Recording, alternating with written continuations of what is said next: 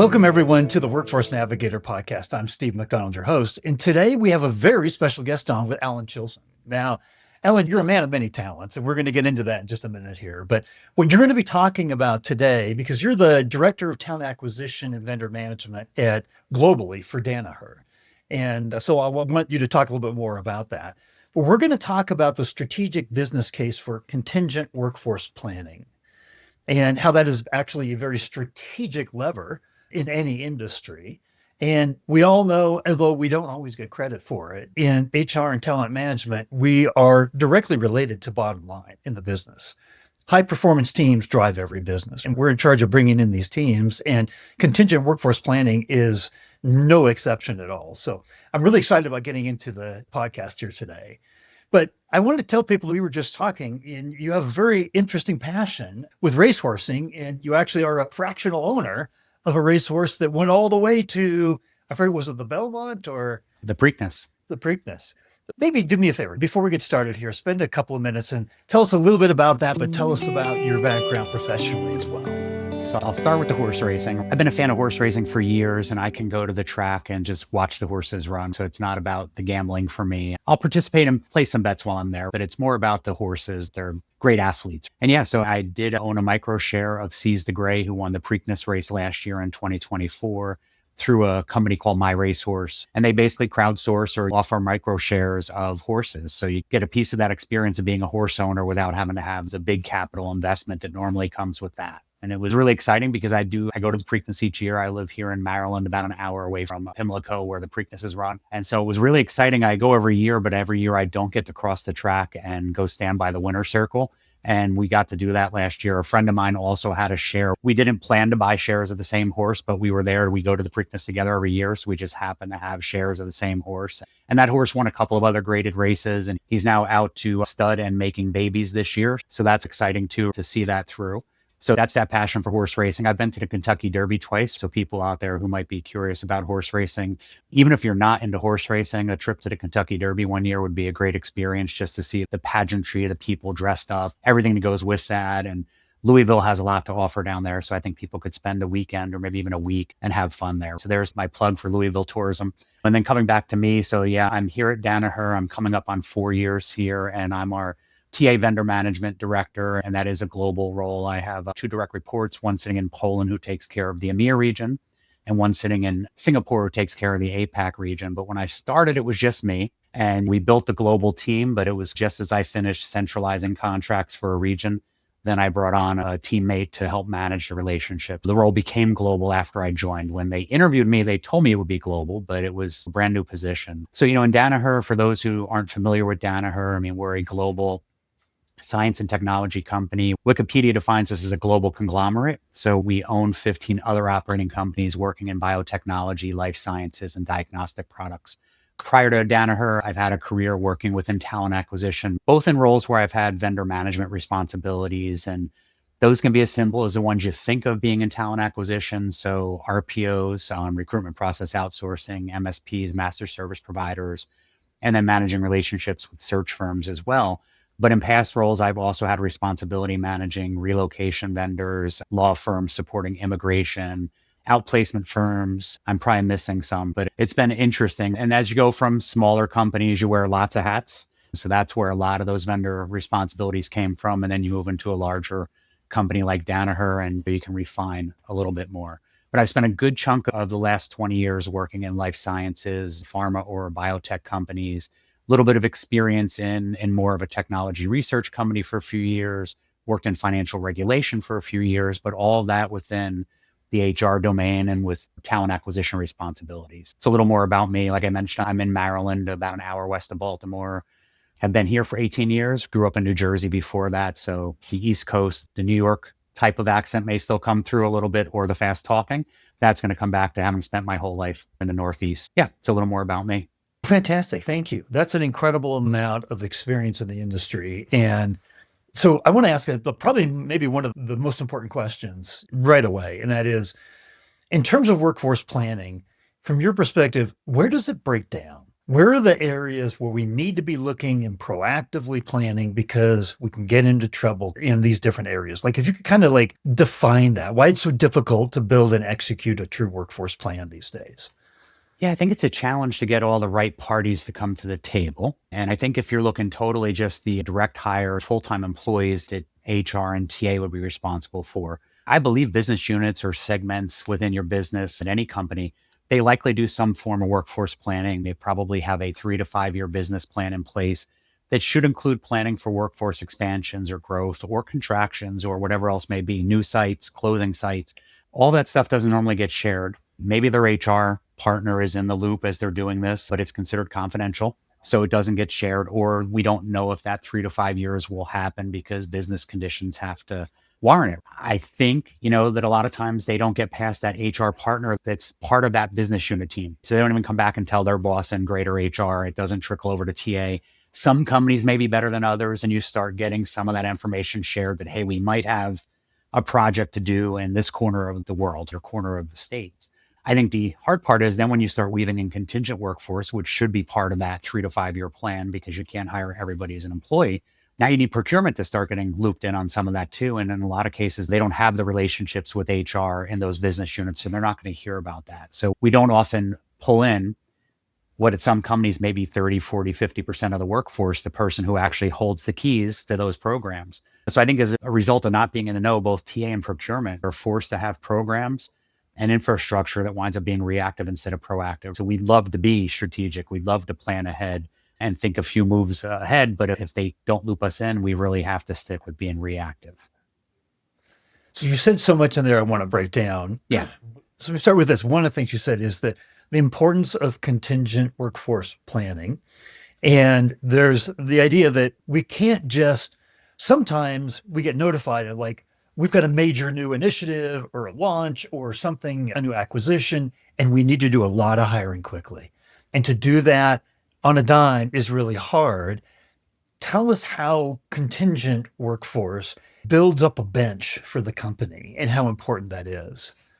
Yeah, I think, and whether you have a program that's run internally, so there are those internally managed programs where you do have some members of staff in procurement, or they might be in HR that manage those relationships with staffing firms. Or usually when you get to larger companies like Danaher, we have a master service provider program in place. So we have a vendor that has a program management office that manages those relationships, that helps us be compliant, helps us have a process for time cards and for invoices getting paid and all that stuff. So I think having that structure in place, whether it's internally managed or it's through a partner, helps you be able to pivot more quickly. When I think about the internally run programs that I'm familiar with, they're usually pretty small teams. So you don't have a lot of bandwidth to jump out of your normal day to day and suddenly scramble with a part of the business that says, hey, we need to hire 500 people and we need them in 3 weeks. It's probably physically impossible, but if you have that partner, or if you're managing internally and you have the right staffing partners, if you go talk to them, they may be able to help mobilize that. You have your day-to-day staffing. I need somebody to fill in for this person that broke their arm and is going to be out for 2 months. And then you have, I need 500 people on a really short ramp. So having the right partners identified, even if it might only be an if I need this versus, when, I think it's important. So you can probably be strategic, even if you're still being reactive, by going through those scenarios and saying, okay, what can I do to be a little more strategic? But I think having the right partners in place, and maybe not always just being driven by having the staffing firm that a manager knows or that's down the street from your facility, but actually talking to them, learning about their capabilities and seeing about those big projects they've supported, so you do know whose door you can knock on when you need help. So having that stable partners is really important. How do you select a partner? There's a lot of choices out there, but what you're just talking about, talent acquisition is extremely important for the company. So your partners have a very specific role, and not everybody is equal. Like, how do you think about these outsourced partners? How do you think about in terms of like, how do you judge them? What your criteria on them and wanting to work with you?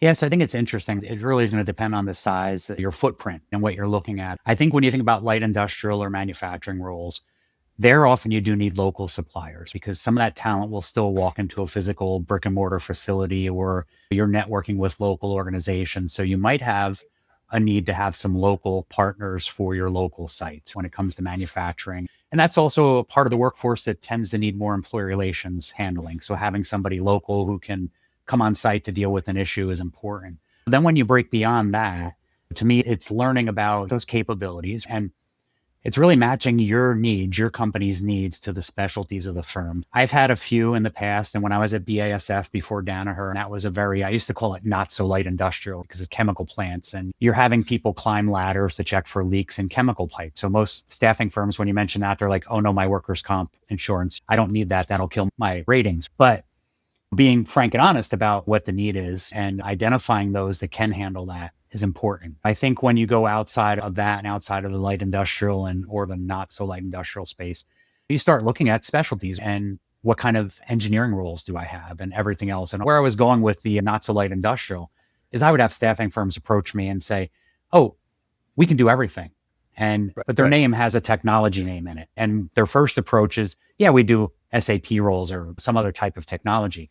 And then when I explain to them that light industrial, they say, oh yeah, we do that too. And then I'm really worrying, okay, that you're not the right partner because you're just going to be plucking these blue collar workers off the street, putting them to work. You don't have somebody nearby to deal with the employee relations, all that other stuff. So I think for one, you have to look at what is my type of workforce and how do you match vendors that have that capability? And there may be some big firms that can do both technology, light industrial, maybe also your office roles. But you really need to know what is your mix of jobs and then try to find vendors that fit that. But you'll still find, in my opinion, there's a lot of vendors out there. There's thousands of staffing firms in the US alone. A lot of them can tap those same resources if you don't need somebody who has to be local, physically local to your plant. So then I think it's learning more about them and their management structure, learning about, I like to say to our MSP is, can you screen both our current suppliers and any new ones, obviously for capability, but then when you go past that, how do they use their superpowers for good? So how do they engage their workers while they're on assignment? How do they, once they're engaging them, that's great, but what do they do? What do they do for the community around them even? And what are they doing? So that's where that superpowers for good comes. And it could be they give their people time off to do Habitats for Humanity. It could be they do upskilling programs. There's lots of things out there, but it's just finding out, are they just putting butts in seats and collecting that small markup that's allowed within the MSPs, or are they doing other stuff with their platform? Because to me, that's where, at least for me, it's where I find staffing firms within our MSP that will have similar values to Danaher. So for me, that's important. But otherwise, it really depends. So I'm giving you a touchy-feely HR side when I say finding what matches the company values. If you're a procurement person, you may be like, hey, I'm just going to negotiate margins. I want to get volume discounts. I ask for those things too, because I do respect what procurement needs to bring to the party, and also that we want to be the best stewards of the company's money. But can we control our costs, control our risks, but also find those that mirror our values? So to me, that's a differentiator. All may not think that same way, but that's where I would look to separate those staffing firms that all look alike and have a little bit of the cream rise to the top. The whole area and the values and the culture within inside these partners, we did on this podcast. It was incredible. We had the gentleman on. He's a PhD and currently a chief people officer. But for his thesis, he actually looked at company culture, how it impacted employee engagement, how then employee engagement then impacted client engagement, and how that impacted revenue. And how we all know more employees that are more engaged employees are going to create that downstream. But he proved it. He actually proved it. And so scientifically, and I can't tell you, we've talked to so many CEOs, CHROs, CPOs, head of talent, head of HR, that cannot stop talking about the importance of both culture in these outsourcing partners, culture internally, and a matching, to the point where culture should be a part of the acquisition or the talent acquisition process, and matching people for the right culture. Because you can put the right hard skill set in place, and if they're not a good match for the culture, that's not going to be a fit, and that's not going to benefit anyone. Absolutely. So some of those intangibles that you're talking about there are so important. I'm so glad you brought that up. I want to ask another question, because you talked, and I said, remember, there was your first answer. I was like, oh, there's so much to unpack there. So one of the things was that you talked about that 3 to 5 year plan, and impacting a company's overall 3 to 5 year plan assumes one thing: we've got a seat at the table, that we've got an ear. And almost 100% of all of your peers that have come onto the podcast have said, in most companies, we've really got to earn that seat at the table. Now, Danaher has put your role in place for a very important reason. What would you say to others that are struggling to get a seat at the table and some recommendations on maybe how they can do that, how to start thinking about that? I think we've been blessed. About 2 years ago, our C-level basically said, hey, why are we recruiting so many different ways? Because I mentioned that the 15 different operating companies that are part of Danaher. And prior to 2 years ago, when they said, hey, why are we doing this? And I guess it's actually 2.5 years ago now. I'm looking over at the calendar as I say that. But, they said, why are we recruiting so many different ways? And it's because each of those operating companies had a choice of whether they were using the centralized TA process we'd set up or they were doing it on their own. So some of them had HR partners, often working a lot with agencies. Some of them had their own recruiters, but they weren't really following what our VP of Global TA was setting as a strategy. They opted in when they did or didn't follow the processes. So they said, hey, this doesn't make sense. Everything is going to centralize on their TA globally. So we got that executive buy-in that said, hey, everything flows through us. So we were able to go into Workday and we turned off the access for anybody in HR, not in talent acquisition, but the HR business partners. They can't create requisitions in Workday recruitment anymore. So only somebody in TA can. So a manager has to work with us in order to run a campaign to hire somebody through Workday. Could an HR person support it outside with an agency and then just push that hire into Workday HRIS? They could, but we'd see it and we'd go back and talk about it. So we did a big communications campaign, but I think getting that executive buy-in is the biggest piece, which obviously in order to get the seat at the table, either you get the buy-in first or you have to claim your seat at the table to go develop the buy-in. But I think that's the important part. But I think it's collaborating with the right leaders and making sure they see the value in. So if we're just talking about a corporate TA perspective, now from a contingent workforce, procurement owns our program, not HR here. And they don't have that same governance at this point in time to say you must come through the MSP for all of your temporary workers. So we still have some operating companies doing some things on their own. They're all in the MSP, but whether that message has gotten to every nook and cranny of that operating company, in some cases not. So there's still going to be some that are working locally with the staffing firm, paying them an invoice manually.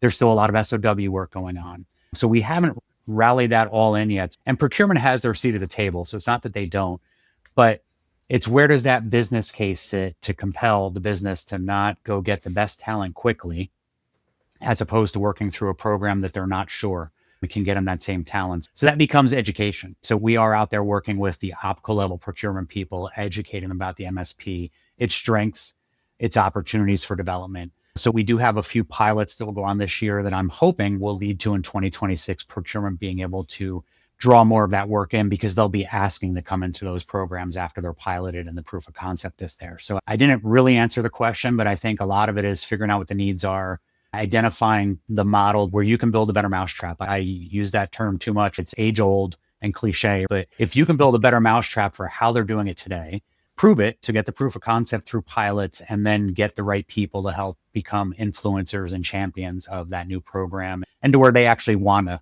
get that program. And you may have to say, hey, sorry, we're already full on implementations for this quarter. We can bring you in Q4. So that's ideally where you create the pull instead of you trying to push it. They're drawn into the programs. But I think it's hard. And it's going to be reading the room and knowing the politics within your company because you can't just go sit at the table. You have to show them why they want you there. You got to prove the value. And you and I, when we had our first conversation, you talked a lot about two things. One is the missing role of talent acquisition in contingent strategy. And then you talked about rethinking contingent labor beyond blue collar and how organizations should expand their view of contingent labor beyond just industrial and hourly roles. Like that kind of a point of view, that's value. Expanding the way that we're using our contingent workforce labor, those are the kinds of things and value that you can bring to the table. But I'd love to get your point of view on that. What did you mean by expanding the role beyond the light industrial and the hourly roles of contingent workforce? So I think the challenge is, I think once you build the program, so if you do have a CW program internally or externally managed, it often captures the blue collar, it captures your office staff, like the traditional temps that people think of. But, if the company doesn't consider the entire contingent workforce population, if we're really trying to get to a workforce plan where we start our conversation, you're not really accounting for how you're delivering your goods and services to your customers because there's that missing workforce that is part of delivering products that you're not planning for. They're there, but the business is paying for them out of a different account. So they don't want them caught as headcount.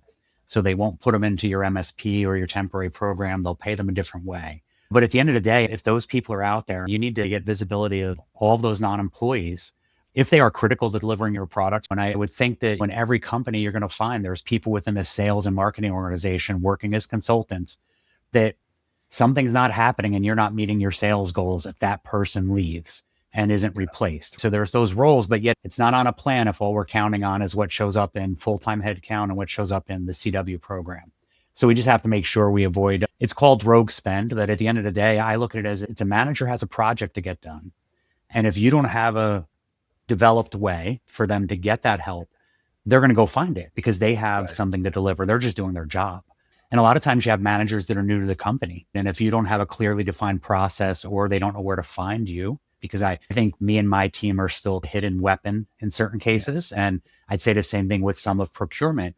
If they can't find us, they're going to fall back on how did I do this at my last company? And they're going to call a vendor they worked with at the last company and they're going to figure out how to get that invoice paid and they're going to get the talent they need to deliver their project. So we have to think about that. And again, build a better mousetrap, show them the way, find the ways to communicate and make your program known. And also that, like you said, the value add you bring. How do you make that better than them calling their old buddy who delivered for them 2 jobs ago and just reinvigorating that relationship? Because it's happening. Even if you have a developed program, that stuff's still happening. You just pinpointed a really important role. It's like you almost have to market yourself within your own organization. Absolutely. Yeah. Because otherwise, if it's a well-established role and you just come in, you're to backfill to somebody who had that job, then they're eventually going to find you because there's a sign already up on the wall. There's just now a different name under the sign. But if you're in a newly created role like mine, or as you talked about, if you're somebody who's trying to create that seat at the table, they have to know you exist. They have to know that service and value you bring. Marketing is important, I think, for self-promotion, but it's to achieve the goal that your job's intended to deliver. I want to have time for a lot more questions. We probably need a series on this podcast. But if you were to say, here's the one thing that I really want people to take away from this podcast about managing a contingent workforce, what would you want them to take away? Yeah, so I think, and we talked about this a little bit, just talking about ideas for this. I think it comes back to the communication. So it's for one, it's making sure you're trying to speak a common language, that you're building a program with definitions that resonate to your population. Because if procurement and TA have gotten together and you're talking that same language, but your organization doesn't talk the same language, they don't know when they read your sell sheet what the program's about. They don't really know what they're reading. So I think there's that piece. Make sure you're talking the language of your organization. I think the other important thing for anything you're doing, whether it's exploring relationships with staffing firms just to make sure you have some of the right ones available, I think it comes back to really thinking like a manager, like that person who has a project to deliver, is if I was coming to you with my wish list as a manager working in the widgets department, what do I need from a contingent workforce program? I need speed because by the time I get approved to have this opening, I'm already shorthanded. Either my work volumes come up or somebody's out. So I need somebody quickly. I need quality. So I need that quality individual coming to work, and I need quality staffing firms supplying those people. And then, I think the other piece you need to be able to bring them is that visibility. So how do you give them reporting that shows them the workers they have, the price they're paying, the markups that are involved? Because I think speed, quality, and visibility is what the business would ask for from a contingent program. There's lots of other bells and whistles. And whether you're talking with a consultant or you're doing RFPs with MSP firms or whatever it may be, lots of other things you can weave in. They'll talk to you about AI. AI is the hottest term out there now. They'll talk to you about things like building private talent pools or direct sourcing, curation. There's all these things that sound like they're shiny, bright objects.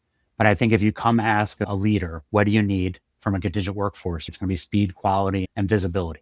They'll also weave in, don't tell me the tenure guidelines, because they never want to know the talent has to leave at a fixed date if they have a good talent and they don't have headcount to convert them. But unfortunately, that's where both procurement and TA or HR, we do become sometimes the tenure police, and we have to hold to that as well. But yeah, I think it's keep in mind the speed, quality, and visibility. Yeah, it's interesting because in there, you started out, one of the first things you said was, you've really got to know your internal audience, right? Now you couple that with, you really got to market what you have to offer and how you can support and how the value you can have. Those aren't things that normally as talent acquisition, specialists that we think about. But like one of the very premises of a good marketing strategy is deeply understanding your audience, because that's who you're serving, and it's their needs, it's their challenges, the problems that you can help them solve in their day. If we're not thinking about that, we're just going to be an internal vendor, right, to the other departments. And we don't want that. We want to be an internal partner. That was my takeaway from what you had said there. Is that a good takeaway? Or Yeah. I think unless you want to be the tenure police and the other policy police, I try to think with a consultative hat is how do we bring that value? How do we help the business solve their needs? And I think that's where when Danaher created my role and added in the partner with, consult with, work alongside of procurement on the CW program, was that is to make sure we had that talent acquisition lens. I've owned CW programs before too, but there's no intent for HR or TA to take over the program here. It's going to belong to procurement. That's how most of our operating companies have it seated. But what is that extra value we can bring to the business by partnering? That's that big piece. And I think if for procurement people who are in these roles, you're going to have HR people trying to keep you at arm's length because they look at these as non-employees and they worry about co-employment risk. I think it's just getting the ducks in a row and be able to go and tell them, this is how my program avoids co-employment risks.